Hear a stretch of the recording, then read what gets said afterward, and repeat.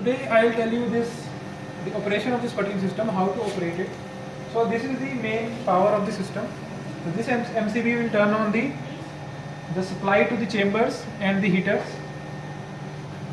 and then this is connected to our this one extension, which is connected to the MFCs and the magic network, and this is the RF for RF power.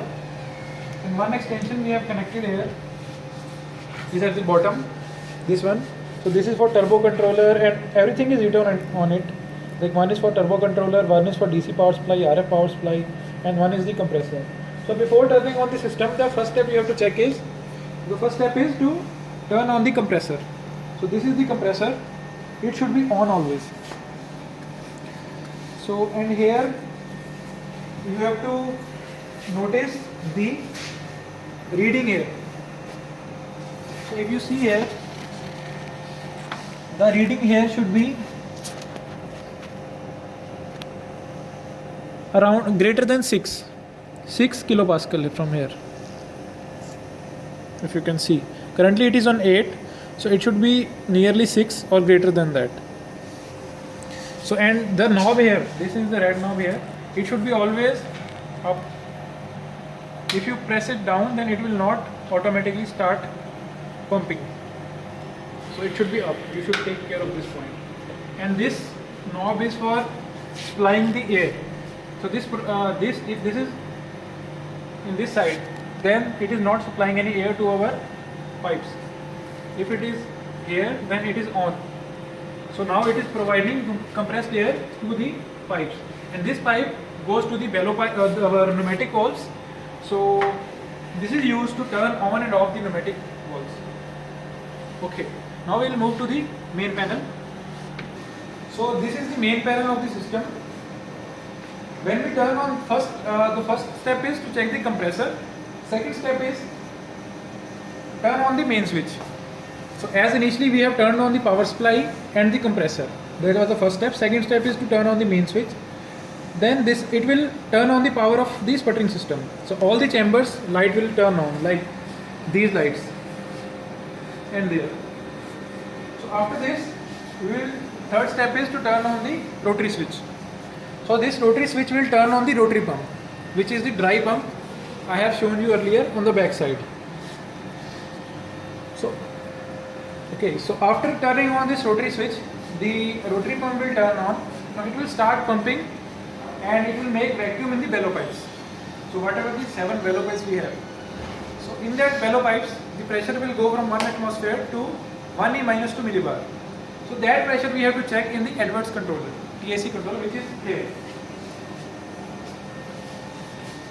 If you see here, after turning on the rotary switch, you have to go to this APGX, and this gauge will display 5E minus 2. You have to wait until this shows less than 5E minus 2.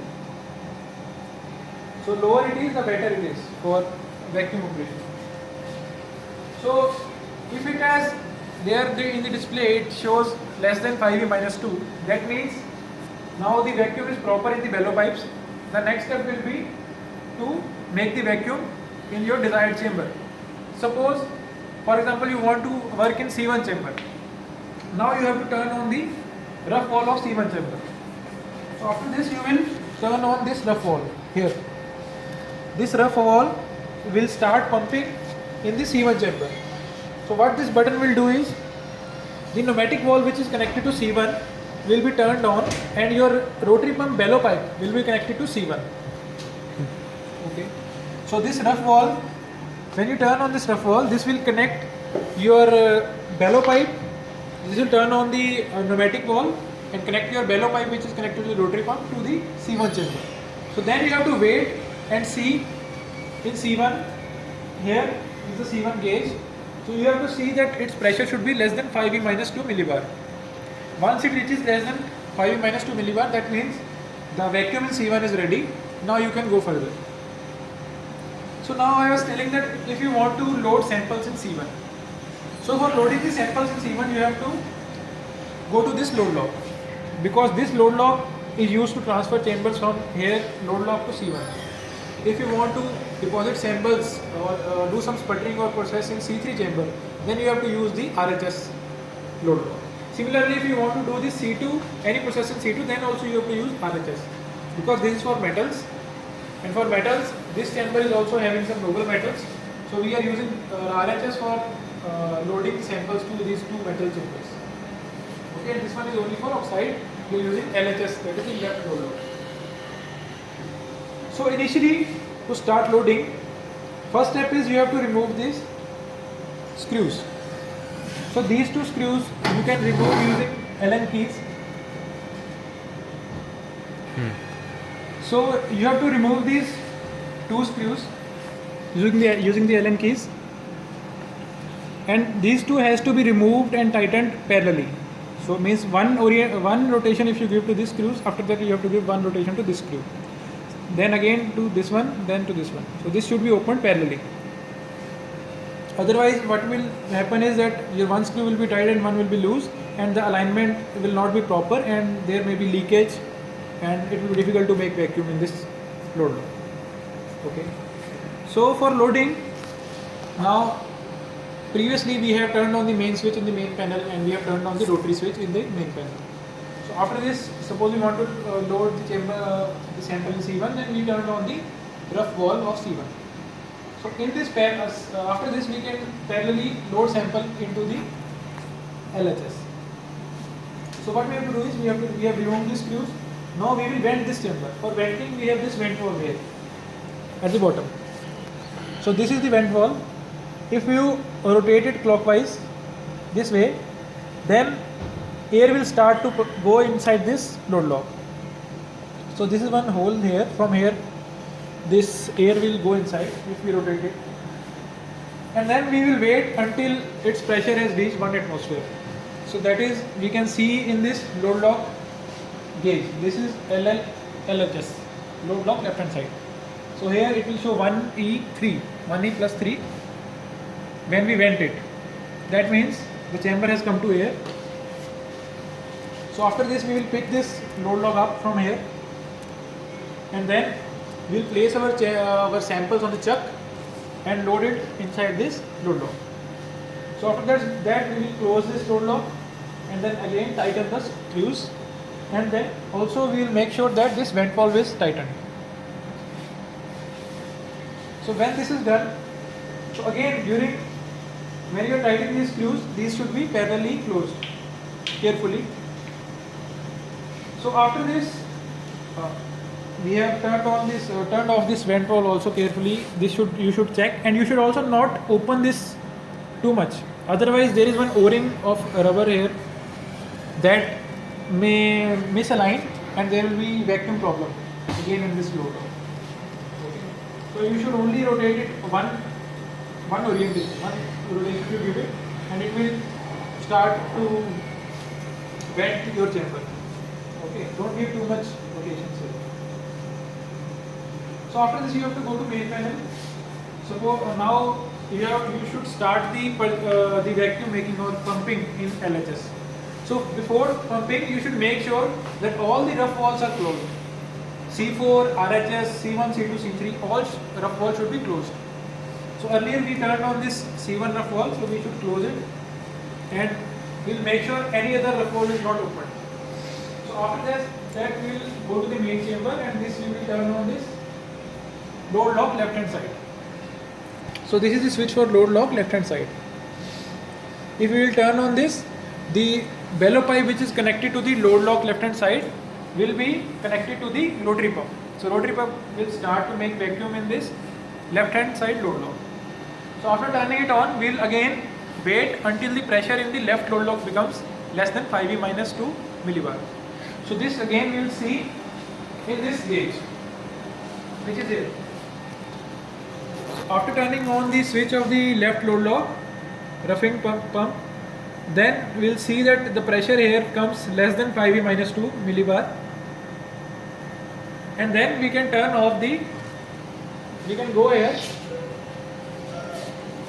we can turn off the switch. Now we want to load samples in C1 chamber. So the pressure here has reached less than 5E minus 2 millibar. The pressure in C1 is already less than 5e minus 2 millibar if you have pumped it already. Otherwise, if you have brought this chamber to air or any other case, you should make sure the pressure here and here, that is left hand side and C1 chamber must be same, that is 5e less than 5e minus 2 millibar. So after this we will turn on this, open this seat valve. So as I said, we loaded the samples here in the load lock left hand side. We made the vacuum less than 5e minus 2 millibar.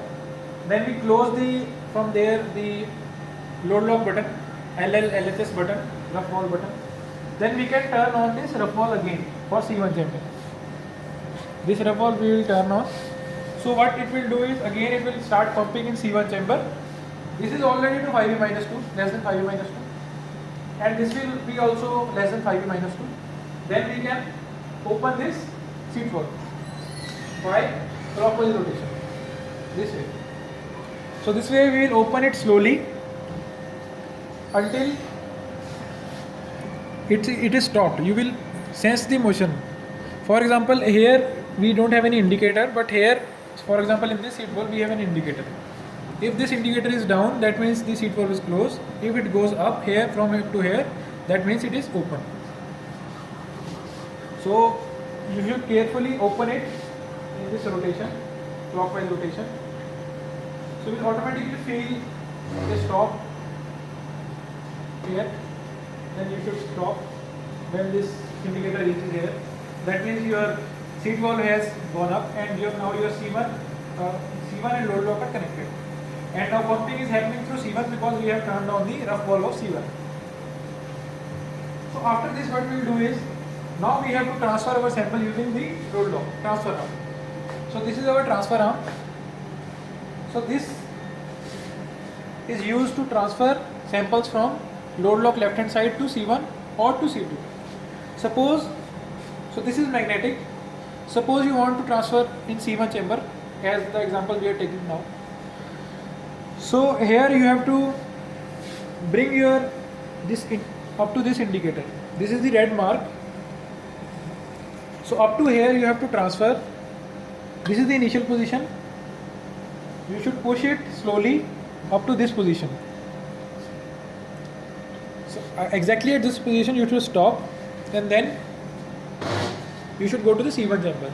But before pushing this transfer arm to this red mark, you should make sure first that your substrate is down. So this is the substrate up down button here. So your substrate should be down before pushing your sample using this transfer arm. Otherwise, if the substrate is up, then your transfer arm will collide with the substrate of C1. So your substrate should be down. Then you should push this chuck or your using this transfer arm to the center, up to red mark. Now what it will do is, it will push your substrate from here to here in this chamber. Then you should see from this viewport. So this is the viewport. Using the torch, you can see from this viewport, and here you can see that your substrate has reached in the center of C1. So after this you will move the substrate down to substrate up. So you will push this button to substrate up like this one. So in the center it is stopped. It is neither going to up neither going to down. If it is down, that means it is going to substrate down, and when the substrate is completely down, then this substrate down light will blink. And when we are moving this button to this position, substrate up, that means now your substrate is moving up, but it has not reached the upper limit. So when the substrate up light will blink, that means your chuck has reached to the substrate up position. So in this case, as we have moved the transfer arm from left hand side to the C1 chamber, then we will push the substrate up button. So when we move the substrate to up position, then it will hold your chuck. So that you have to see using the torch inside the chamber C1. For example, here you can see the chuck is held by the substrate. Now if I move the substrate down, you can see this chuck is coming down. So this way, by pressing the substrate up button, your substrate or the chuck will be held by the substrate of the C1. So after this, you have to turn on the substrate rotation button, rotation on, and bring the substrate to down immediately. So what it will do is, there is one groove in the substrate holder. So the chuck here or the substrate holder here will hold your chuck carefully, because this is the substrate. There is one groove at the bottom, and this substrate up will have some arrangement that it will hold your chuck, and then it will bring your chuck down. But when the substrate is up, when we have pushed the substrate to up position, this is the substrate and it has a groove at the bottom. When we press the substrate up button, then your substrate holder will come up and it will hold down your chuck like this one. Then you have to pull out down this transfer arm from here back to the initial position. So when you brought this transfer arm to the initial position, then you should start the rotation on button and the substrate down button. So after this, your substrate will start rotating and come down. And you should, in this time, you should also see from this viewport that your substrate is held properly or not. Yeah. Okay, so now what we have done is, we have turned on the main switch, we turned on the rotary line, then we pumped the vacuum in C1, then we vented this load lock LHS using this knob, then we opened it and loaded our samples, then we closed it, then we turned off this rotary valve in C1 chamber, and then we went there and started pumping to the LHS. We made this vacuum and this vacuum same. Then we opened the seat valve. Then we made sure that substrate is down. Then we transferred using this transfer arm up to this mark. Then we push this button to substrate up. Then our substrate holder has hold the chuck.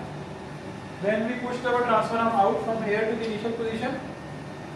Then we brought the substrate down using the rotation on button. And then we should close this seat valve in this direction, anti-clockwise, until it has come down. You should not apply too much force on this and move it slowly.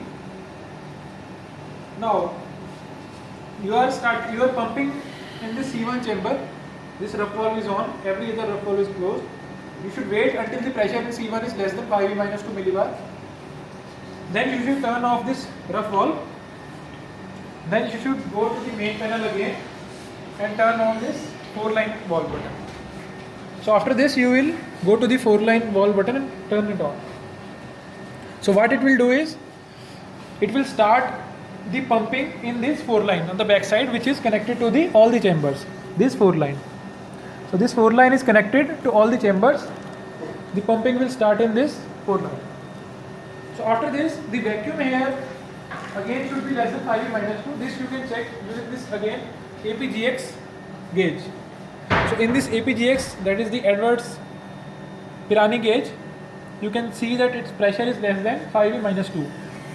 So when the pressure here is less than 5 E minus 2 millibars, that means the vacuum in 4-line is okay. Now you should make sure the vacuum in 4-line, the pressure in 4-line and in C1 is same. Okay. So now vacuum in 4-line is less than 5 E minus 2 and the vacuum in C1 is also less than 5 E minus 2, but it should be of same order. So suppose the vacuum in 4-line is 4 E minus 2 millibar and in C1 is 5 E minus 2 millibar, that means it is nearly same. Then you can turn on the gate valve between 4-line and the C1 chamber. So to turn on the gate valve, you should go here and press the gate valve open button.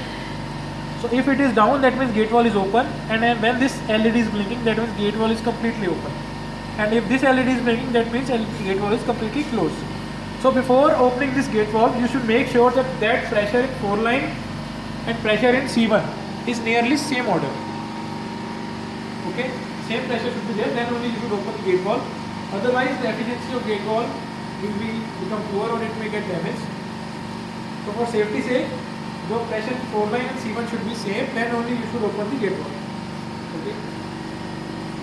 So this is the vacuum basics. Now what has happened is, your rotary pump is pumping through the 4 line to chamber C1. Your C1 and 4 line is connected to the rotary pump and pumping has started. Pumping is up to less than 5 minutes to millibar. Now it's the time to turn on the turbo pump. For turning on the turbo pump, you have to go to this Edwards controller and you have to press this start button. So earlier this will be showing levitation. Then when you will press the start button, the turbo will start and it will start from 0 RPM to up to 55,000 RPM. And this controller will be in this position. That means your APGX gauge will be showing some pressure and your AIMX gauge, which is the penning gauge, will be off. So this should be always kept off unless you want to see the pressure of the penning gauge, which is connected to the 4 line. So in this case we are pumping the C1 chamber. C1 chamber has reached less than 5e minus 2. So here it will show in this gauge, it has limit of 1e minus 3 millibar. So earlier it was showing 5e minus 2 millibar. When we turned on the turbo pump, it has reached this limit, that is 1e minus 3 millibar. So when it has reached 1e minus 3 millibar, then we can turn on this penning gauge from this button. From these two arrow keys we can select a particular pump, particular gauge. So when this is using this black marker, when it comes to AMX, that is the penning gauge, we can turn on from this button, refresh button. So when we press this button, then this gauge will turn on. So normally you have to keep it off when the limit of this Pirani gauge has exceeded, that means it has reached to 1e minus 3, then only you should turn on this penning gauge. Okay. Now you should wait for nearly, I think, half an hour, greater than half an hour or up to 1 hour, and you will see that the vacuum will reach to less than 5e minus 6 millibar. So if it is less than 5e minus 6 millibar, that means you are ready to start your sputtering. So this is the basics of vacuum, and the next video I will talk about the RF sputtering and DC sputtering and annealing. Thank you.